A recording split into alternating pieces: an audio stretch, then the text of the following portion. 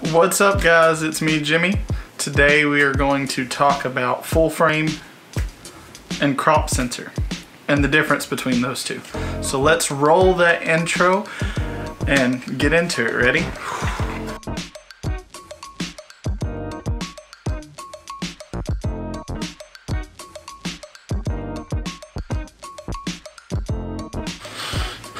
Okay, so this is a full frame Canon camera. It is the 6D Mark II. This is what it looks like, and this is with the 50mm lens on there.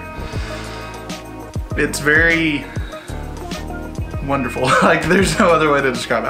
I love this camera. And this is a Sony a5100, which has the 16-50 power zoom lens on it, and right now it's zoomed in to give me about the same focal length as the big Canon up there. And so Canon has the color science that just naturally looks good for video, and Sony has a better codec that allows for better color grading and editing and such. So today I want to really dive in and look at the differences. Now granted, one's going to be brighter than the other, and one is going to have a shallower depth of field, but I want to, as closely as possible, discuss the differences and the similarities between the full frame and the crop sensor. So let's start with the crop sensor. This is the Sony a5100. It is 24 megapixel, shoots 1080, shoots in a codec that gives you 50 megabytes per second, which is really good. But it's crop sensor. The sensor's smaller. Whatever lens you have on there, you have to times by 1.5. So right now I have it set at 33 millimeters, which approximately times by 1.5 is 50, which is what I have on here is the Canon 50 1.8 STM lens. 6D Mark II is 26 megapixel. It shoots in IPB, which is a very compressed codec for video, and it does not have the all-eye, and it does not have the 4K, but neither does this one. This one does not have 4K, but it has a really good codec. But with the smaller sensor, it means the noise performance isn't going to be quite as good, if you can't tell right now.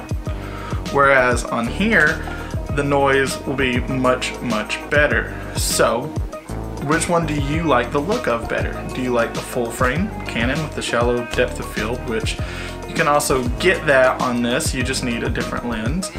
Or do you like the crop sensor, where it has a better codec but a little bit less resolution, which is basically non-existent, but the sensor is much smaller, which changes the depth of field in the background and various other attributes of the video. So I'm not going to say which one's better. Obviously I have a full frame camera because I like the low light performance, I like the resolution it gives, I like the sensor pixel area being larger. Personal preference. I think it looks much better. I also needed a full frame for a job because most professionals want a full frame big DSLR camera so you look professional. But with this Sony being as small as it is, it's so much easier to carry around and to do video with. So it's really boils down to what's more important to you. Is the bigger sensor and all around goodness you get from a bigger sensor more important to you? Or is small size and a better codec more important to you? For me, I like having the low light performance because I shoot inside a lot. That's part of the way I vlog, is I'm shooting inside. I need to be able to crank that ISO up without having to worry about a bunch of noise. But when I'm outside and driving around, this little a5100 is actually fantastic because I can just flip it open, start shooting, and go, and not have to worry about putting the mic on and doing all of the other stuff. Or in situations like this where I'm in the office, I can actually have it set up to where I can switch back and forth between the cams, which is really cool. So like now, and now, and now. See, like having a backup camera allows you to do cool stuff like that. And you don't really need two full frame cameras, because here is why I like having this 5100 in my bag right now. Because when I have a 100mm lens on this Canon full frame camera, it is 100 millimeters. Whereas when I have a 100mm lens on this camera, it's not going to be 100, it's going to be more zoomed in. So for those moments where I need a little extra reach, a camera like this is perfect. But on the inverse of that, when I need a wider angle and I want to go crazy wide for certain situations like landscape photos or vlogging, this has the ability to go much, much wider than the crop sensor ever will. And so whatever your needs are is how you should decide crop sensor or full frame.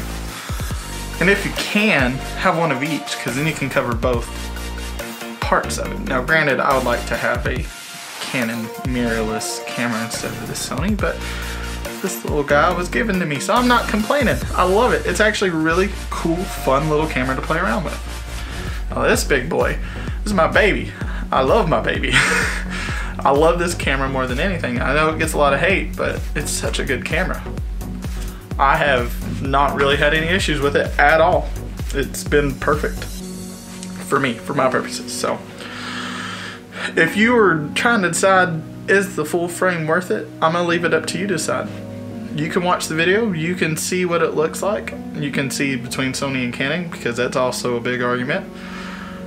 Try to decide what you like and what's in your budget. What can you afford? That's the other big part of this. Full frame cameras are a lot more expensive. The price difference between these two cameras is crazy. Like really crazy.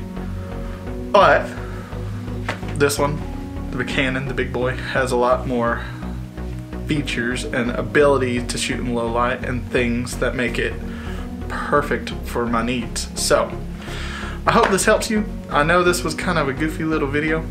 What I am going to do before we go is I'm going to shoot a little bit of B-roll on both cameras so you can kind of see what that would look like, because they both have 60 frames per second. So let's cue that slow-mo. And because I will probably not talk afterwards, I love you guys. I hope you have a great day.